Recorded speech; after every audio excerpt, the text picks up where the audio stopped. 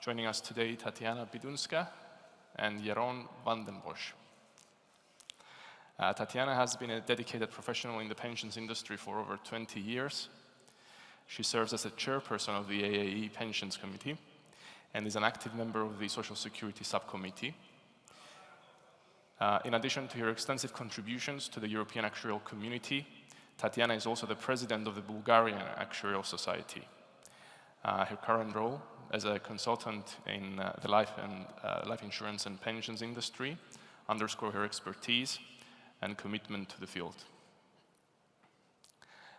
Joining her is Jeroen van den Bosch, who brings nearly 3 decades of experience in the pensions industry. Jeroen is an integral member of both the AAE and the IAA Pensions Committee and Social Security Subcommittee. He chairs the AAE Working Group on Pensions Tracking Systems, which is the topic of their presentation. So please join me in welcoming Jeroen and Tatiana.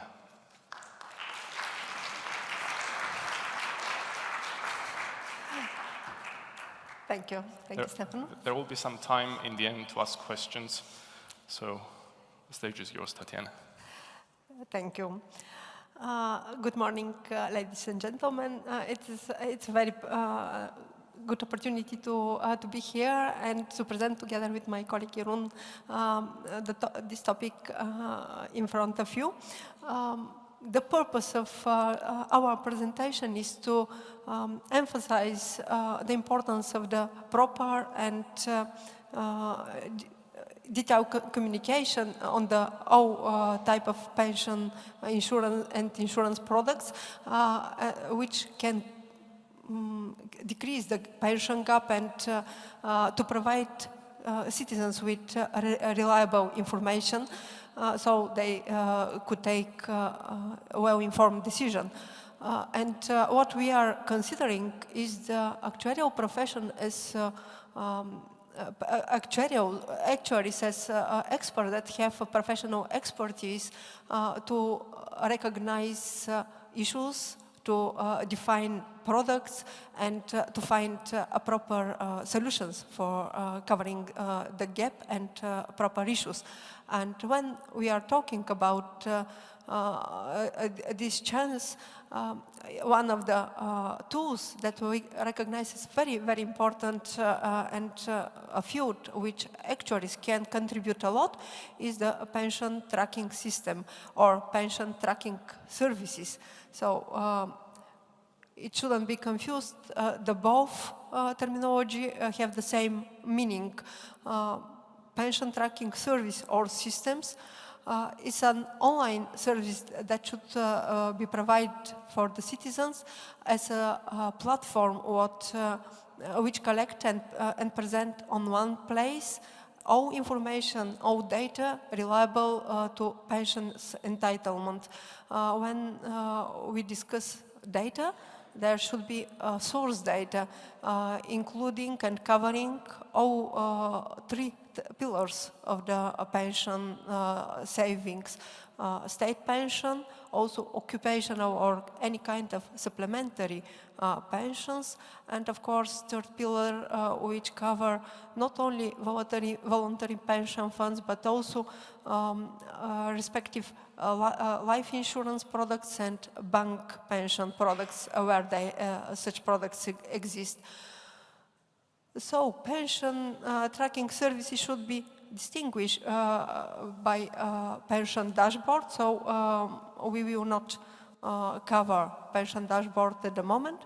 And thanks to the great introduction which Petra did on this topic in the previous session, it will be very easy for us to emphasize the main role of pension tracking services.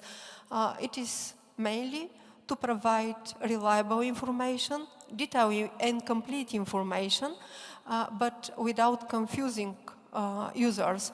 So information should be shown in understandable for any type of financial literacy users and to help them to assess whether pension entitlements at the current stage could be sufficient or are satisfied to cover expectations of the users. In that way, providing information and raising awareness, pension tracking services should help citizens to take well-informed decision whether they want to stop working or there is an additional servicing period that is good to collect additional pension benefits and entitlements. So this is our favorite topic, and Actuarial Association of Europe is focused on this topic for quite a long period. Our attention started more than 10 years ago, but what is the prehistory of this project? I will ask Jeroen to present to you. Thank you, Tatiana. I want to tell you a little bit about the history of pension tracking services development in order to have a good discussion later on what is the future of pension tracking services. The first mentioning of pension tracking services was in 2011, when the European Commission mentioned this type of services. Pension tracking services were already being introduced in different countries, but the first mentioning in a European context was in 2011. The AAE has made 2 reports, and I will come back to that later on, in 2013 and 2015 on pension tracking services and how to deal with pension tracking services for the future. In the meantime, the European Commission commissioned T-type, which was track and trace your pension in Europe, so not the trade agreement that there was in Europe or in the world. And they wanted to go towards a European tracking service, so an ETS. After that, in 2018, there was a call for proposals on establishing a European tracking services, and then the project was taken up by different pension providers in Europe. EIOPA published a technical advice in 2021 on pension tracking services as a, well, probably a future means to get people more involved. And as Tatiana already explained, it was very nice to hear this morning that Petra Hilkema talked about pension tracking services as one of the means to get more financial literacy among the civilians in Europe. There was an IR2 review recently in 2023 where parts of this pension tracking service was introduced as well. Okay, getting back to the results of the 2 reports that the AAE already made. The first report that we made was in 2013, and there were only 4 countries involved. Why 4 countries? Denmark, Finland, Sweden and the Netherlands, because they had existing pension tracking services in their country. What we did was just looking first at the pension system in the country, because to understand the pension tracking service, you have to first understand how the pension system in the country works. Is it just a 1-pillar system, or is it a 3-pillar system, or something in between? And how are pensions managed by, for example, by insurance companies or by pension funds? So this is very good knowledge to know first before going towards a pension tracking services. What we did in that report was looking at what is the type of tooling on pension tracking services, how is information refreshed, supervision, how is that dealt with, on costs, of course, because you have to make a system and it costs money, so who's going to pay for that? But also actuarial techniques. In 2015, we issued a second report, which was about different countries that don't have or didn't have at that moment a pension tracking service or were in trying to build a pension tracking service. Now, maybe some of you know that, for example, Belgium has introduced a pension tracking services in the last 10 years, so they have a very well developed pension tracking service as of this moment. But we did also look at France, Germany, Hungary, Ireland and the United Kingdom, even though they are not in the EU anymore, but we did at that moment. And the question that we asked, is it possible to set up a PTS in these countries? One of the examples is to take into account how many pension plans do you have in your country. For example, looking in Ireland and in the UK, it's like tens of thousands of pension plans, and how to introduce and to integrate those pension plans in a pension tracking service.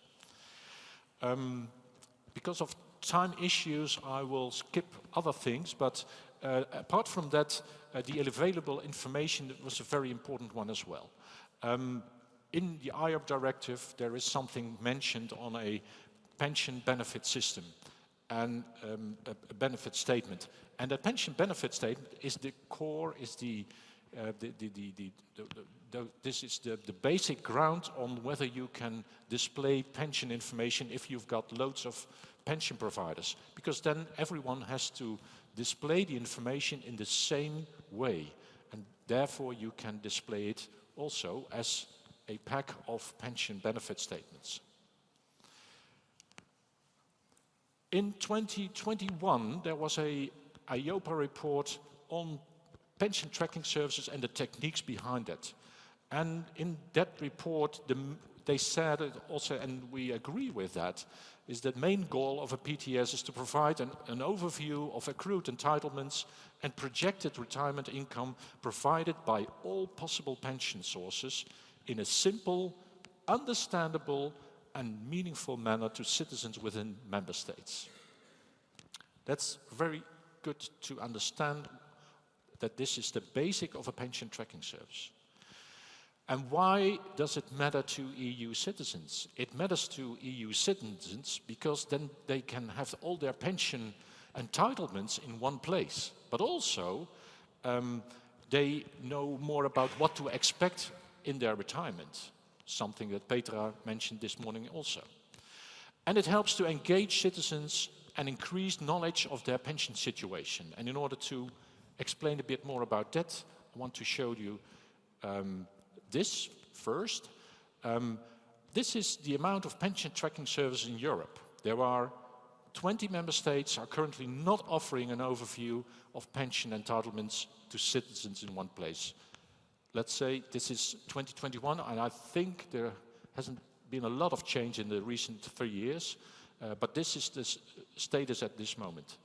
7 EU member states have a PTS in place, as well as Norway.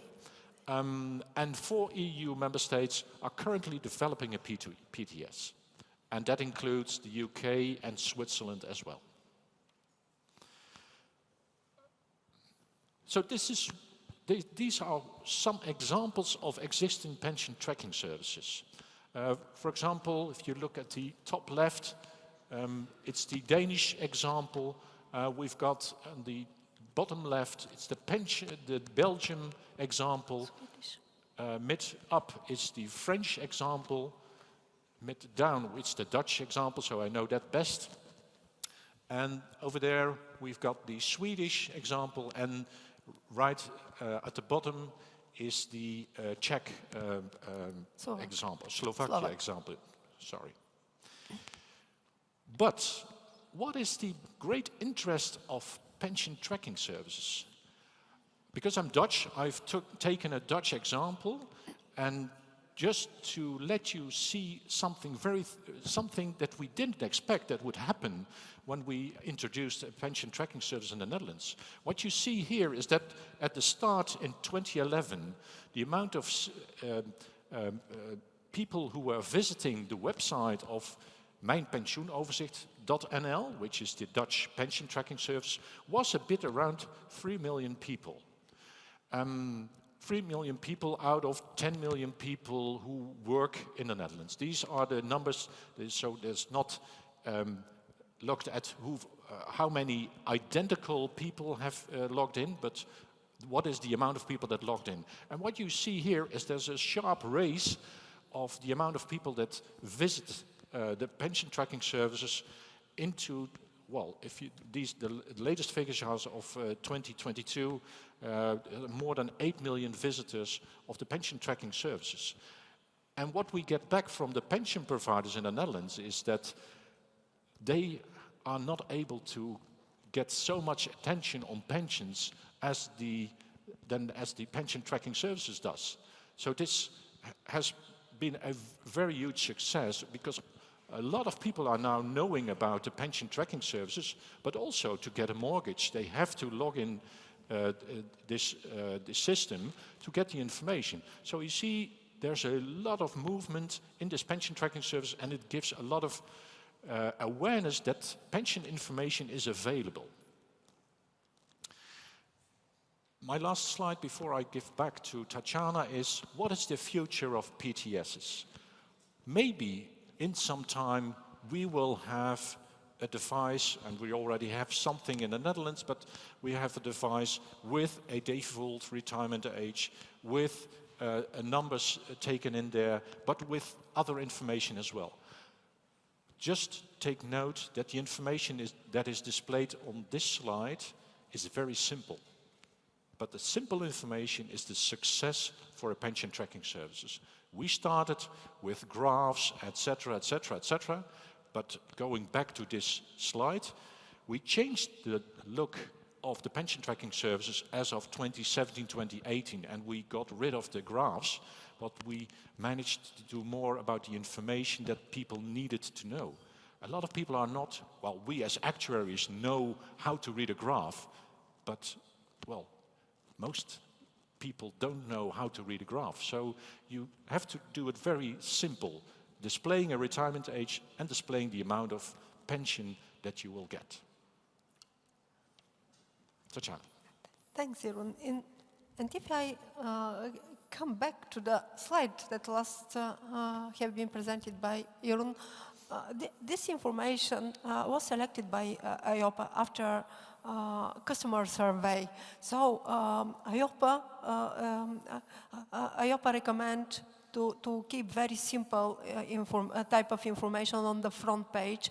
It should be enough, just user to define what is expected age for retirement and the pension entitlement at the current moment to be shown there. So on the backstage, you can see some of the information, some separation between entitlements due to state pension and other sources or private pension, but the advice is strongly keep first page very simple, and behind, on the second layer, there should be complete information for the pension entitlements from all other sources, so the users to be sure that nothing is left out and the information is complete. What is the future of the pension tracking services? We personally believe that there is a very, very big room for improvement, a very big field for actuarial contribution, and it is our obligation, our due to the well-being of society, because currently in very few, actually in the most member states, there is no legislative requirements for building and establishing pension tracking services, but it is something that it is not just interesting to have, but it is good to have, must to have. As Jeroen mentioned, during EIOPA consultation on Europe, there was excuse. So pension providers will be free of obligation to provide pension benefit statement on annual basis if in the particular country pension tracking services is implemented. So we can easily calculate the financial benefit for the whole industry and for society for having such type of services in the particular place. The goal we already discussed, and what are the challenges? The challenges in front of actuaries especially is to select what information will be meaningful and reasonable to be presented, and what format of the data should we discuss. Also, how to compare the pension. It is a very, very big question, having in mind countries like Netherlands, where plenty of occupational pensions scheme are still available.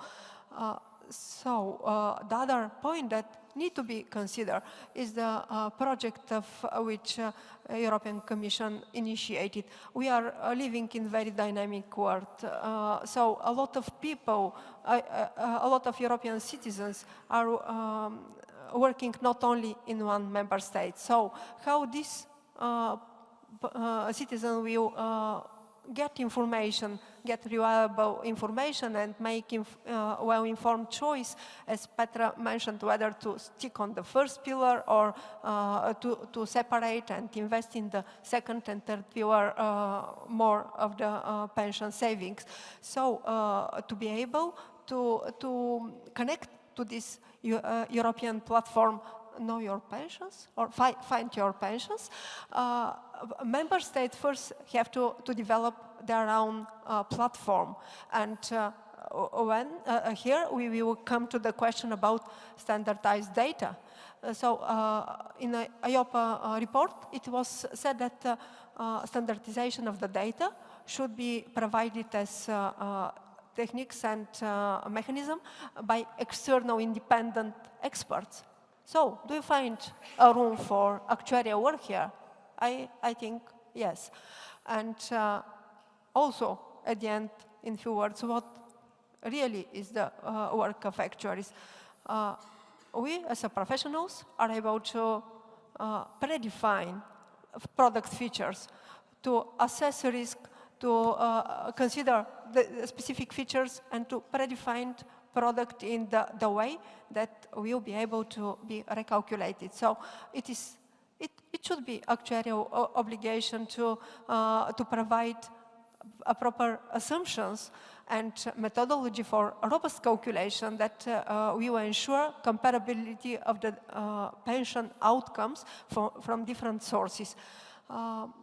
So data, information, techniques and methods, but we should keep as simple as possible our approach, so to be really meaningful and to provide a citizen with quite robust expectation and estimation of their future pensions.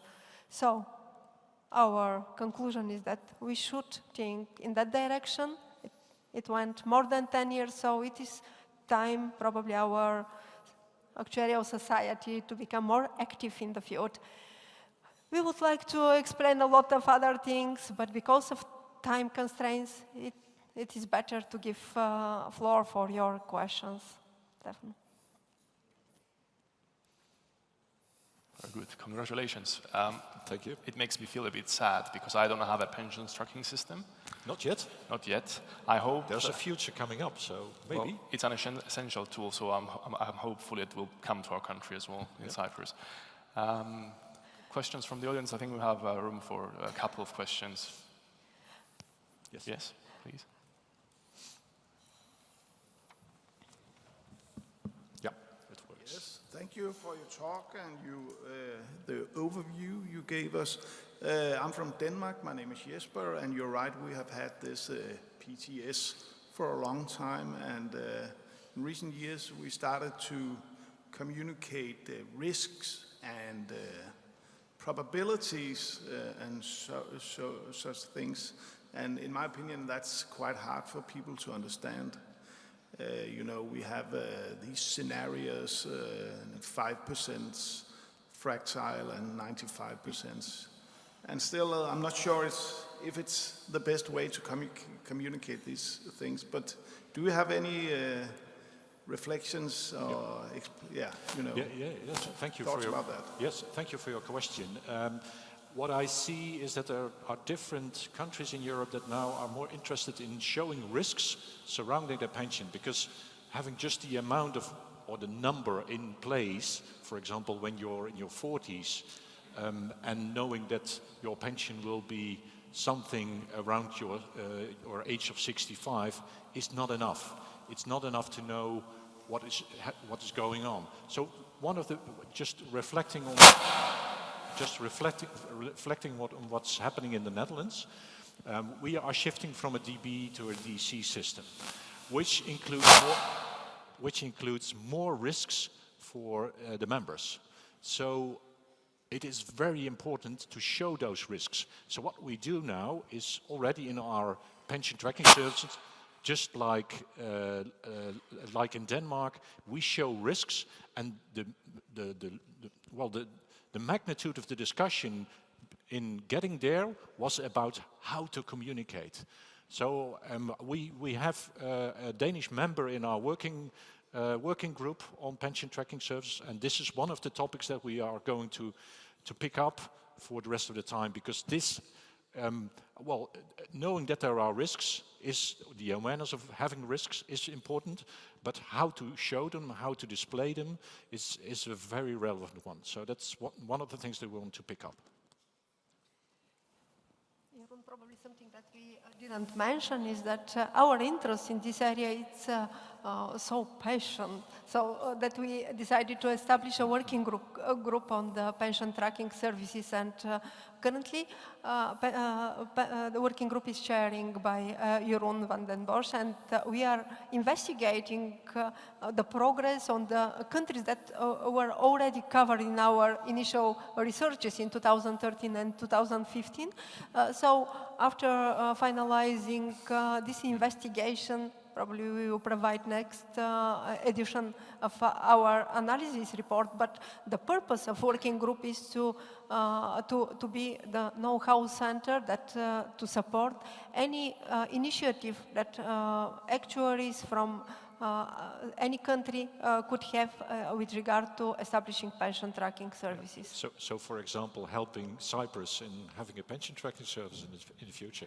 That's the goal. Or Bulgaria, because we haven't such. Yeah. Very good. Any further questions, please?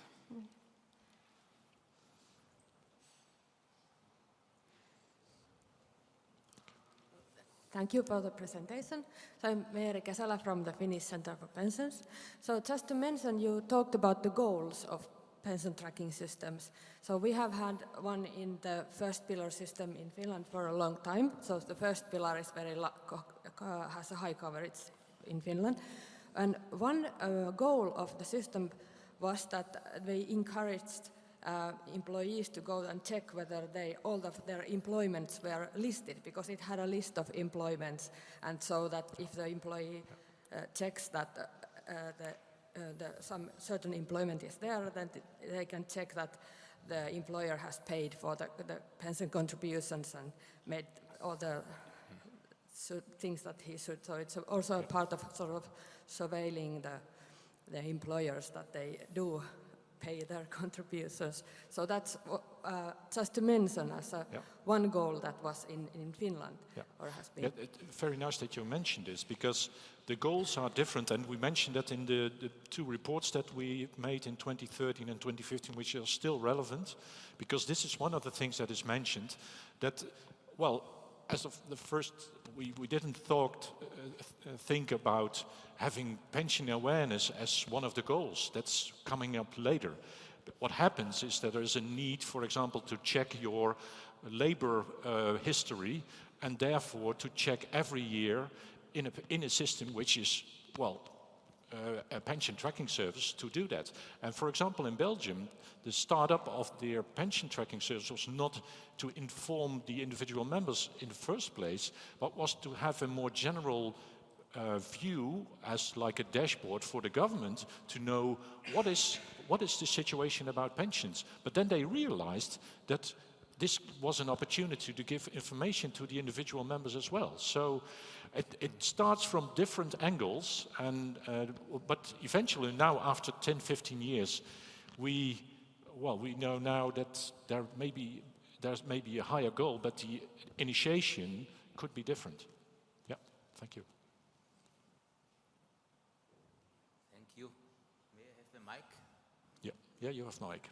Yeah. Thank you, Hartwig Sorger from Austria and member of the board of AAE. I have a remark that is not an actuarial but an administrative remark. I think one of the prerequisites that the ETS will work is that we have a single European digital identity, and as far as I know, this will only come into effect in the mid of 2026, because I have an Austrian digital identity, but I could have also an Italian digital identity, and somehow the countries have to match that I'm the same person. in both countries. And this will last until mid of 2026. Yeah. This is exactly one of the remarks that EIOPA made in their report, and we also did make that remark in our 2015 report, that having a unique identifier all over Europe is very important, because at this moment there isn't a unique identifier. So if you log in, maybe someone else from a different country logs in with the same identifier, which is not something you would like. So that's the future for the ETS, and should be taken into account when you build a pension tracking services on national basis. Very good. Very good. Thank you, Jeroen. Thank you. Thank you, Tatiana. Thank you both. Thank you. And yeah. Maybe just one remark. If you are very interested in the subject, the same interest that we have already, this presentation will be sent to you. And after some slides, you see some contact information of Tatiana and from me. So if you're interested, just contact us, or maybe speak to us later on the Congress, because we need a lot of, well, involvement from other people as well.